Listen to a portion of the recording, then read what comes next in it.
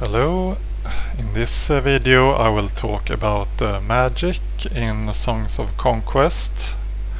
Maybe some of you have played Heroes of Might and Magic before, and if you compare this game to Heroes of Might and Magic, the magic works quite different, I would say. So I will try to clarify a bit how it works and some tactics to use when it comes to using magic. So to start with, each faction has its own native magic classes. If we open the spell sheet, we can see the different magic schools we have. We have the Arcana, the Creation, Destruction, Chaos and Order magics. So for example, now I'm playing Baria. If we open the wielder sheet, we can see that everything has the Destruction magic, Chaos magic and Order magic schools. So these three are the native magic schools for Baria. Certain wielders can also get the other two magic skills, but it's much harder to get these. This also means that the troops for Baria will only generate essence for these different classes. So we can talk a bit about essence. Essence is what is used to cast spells. Casting a spell will cost a certain amount of essence. And there are a few different ways to acquire essence. We can see on the map we have a few spires. Here we have an Arcana spire. This will give all wielders in the faction Arcana essence. And here is Order spire that will give Order essence. It's also possible to research to get more essence for all the wielders. Here we can get extra Order essence, and this will cost us 10 ancient amber to get 1 Order essence. This extra Order essence will be added to every round that you play in the combat. So in the starting round you will get 1 extra essence and all the following rounds. And same with the spire, that extra essence will be given once for every round that you play in combat. The wielder can also give extra essence. So for example, this wielder will get 2 Destruction essence from the Destruction magic skill, and 2 Chaos from the Chaos magic skill, and 2 Order essence from Order magic skill. There are also certain artifacts that can give you extra essence, but I don't have an example here. Then we also have certain powers that can give you extra essence also, but this one doesn't have this now. Also it's possible that to get the wielder with the specialization that will also give extra essence. If we look into the troops, these will also give essence to the wielder in combat, and this essence is given as soon as it's this troop's turn. So it's a bit different. The other essences are given at the start of each round. So for example, these Scarred Brutes will give 1 Destruction Essence, as you can see. And the Veteran Pioneers will give 2 Order Essence. And this is for each stack also. So we have 2 stacks of Pioneers that will in total give 4 Order Essence on each round. These will give Chaos Essence, these will give Order Essence, as you can see, and these will give 2 Destruction Essence. If we look at the spells here, we can also see the total amount of essence that will be given each round in combat. So for example, for this wielder we'll get 11 to Order Essence for each round, and you can see here from where we get these 11 Order Essences. 8 is from the troops, 2 is from the Order Magic skill, and 1 is from the Order Essence from Order Spire.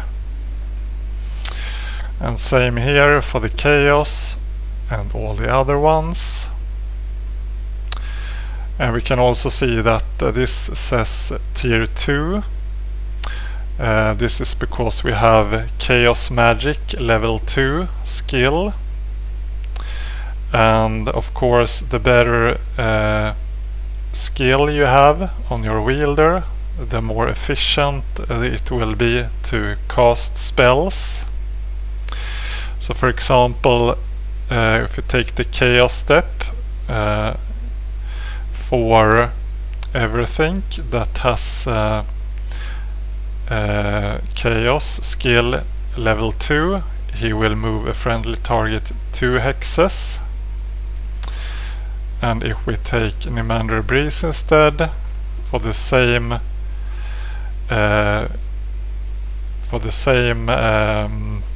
magic, he will only move the friendly target 1 hex. It's because he only has the Chaos Magic level 1 and everything CAD level 2.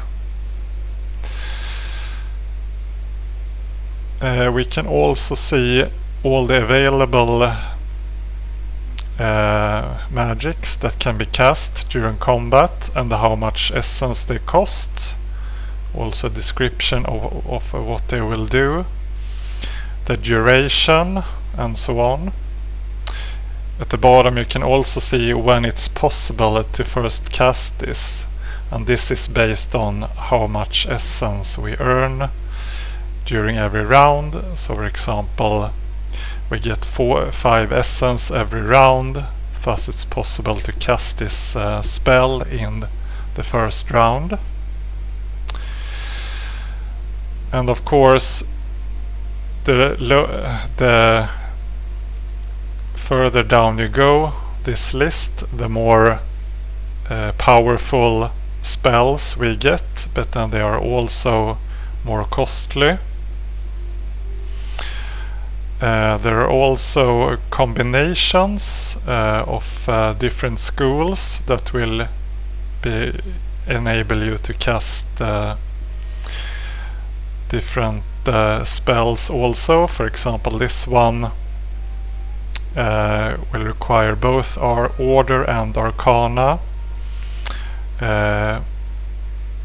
essence. So, and this one, if we only have, for example, Order magic skill tier 2 and Arcana, we don't have the Arcana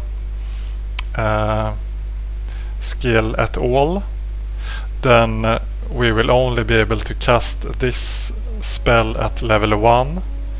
If we had, for example, if we say that Nimander Breeze had both Order Magic and Destruction Magic level 2, then he would be able to, let's see here, where he would be able to cast a Justice on a tier 2 level instead of tier 1.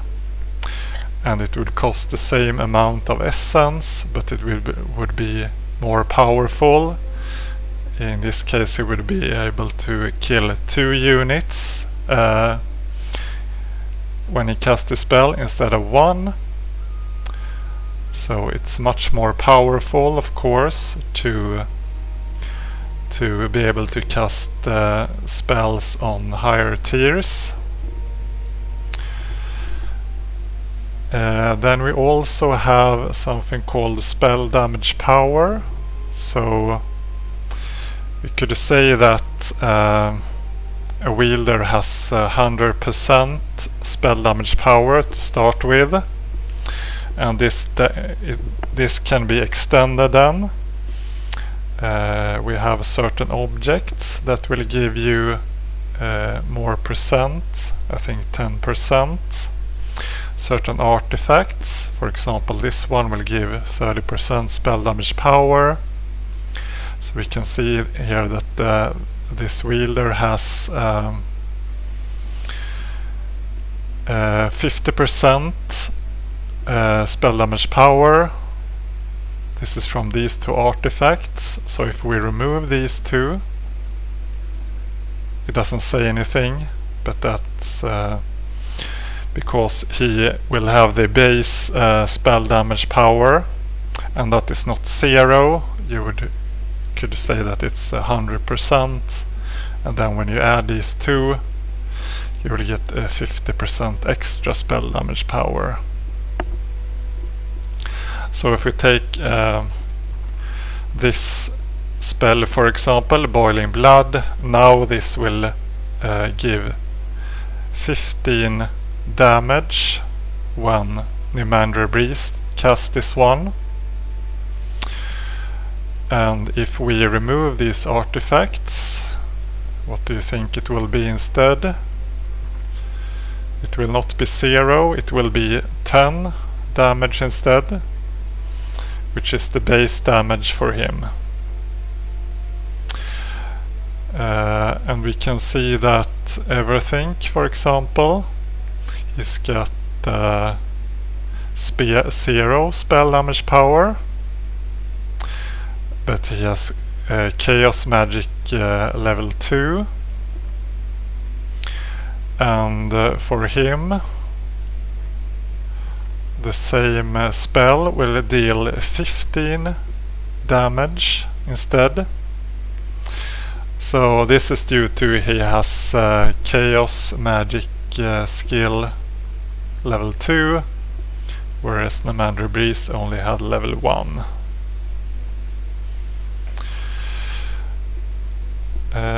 So there are also other ways to get more spell damage powers. For example, certain artifacts can give this, as I said earlier, for Nimander Breeze, and also they can have specializations, which will also add more spell damage power. There is also a skill called Channeling that I think can give up to 100% more spell damage power. Then we also have something called Spell Damage Resistance, which is resistant that the wielder has when the enemy is casting spells on us. And this wielder doesn't have any spell damage resistance.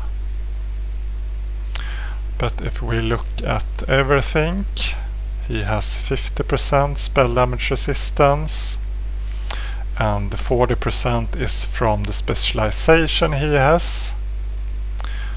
And let's see, the other 10% I think is from an object that he visited.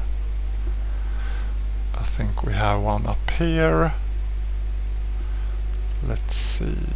There it is. So this one will give spell damage resistance also. And you can, of course, visit several of these ones to get even more spell damage resistance. It will just add up. So what else? Certain artifacts can also give more spell damage resistance. We also have the Essence Shield powers. The powers will be given to you at each 8th level. So he got that power at when he got to level 8 in this case. And we can see that this one will give 30% spell damage resistance as long as the troop hasn't been attacking or used any ability, which is really powerful.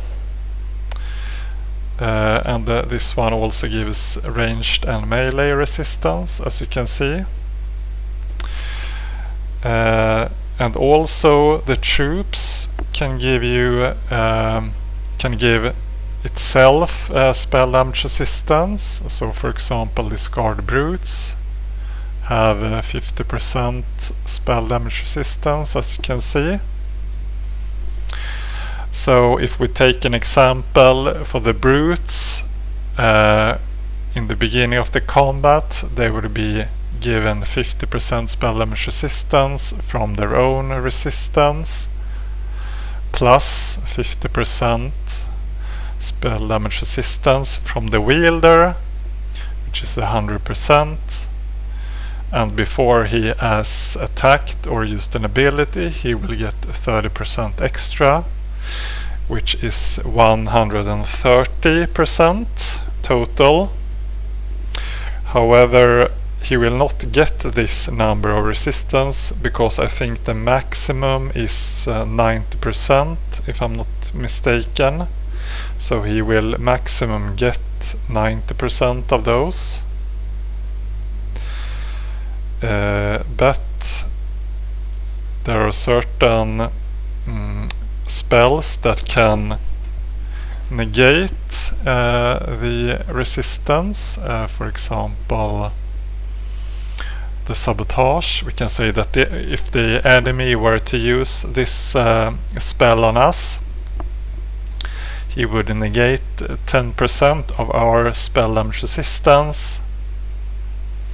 So in this case, the actual spell damage resistance would be not 120 or not 130 as we said, but 120. But the one that will take effect is only 90% still. But you can see that even though the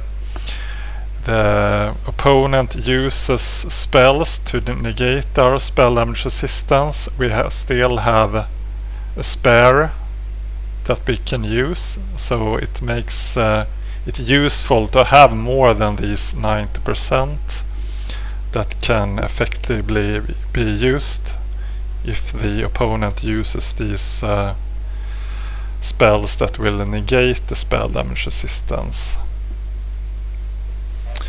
I hope it makes sense. There is also certain skills that can give you extra magic resistance. I think the skill is called Magic Resistance and can give you up to 75% resistance.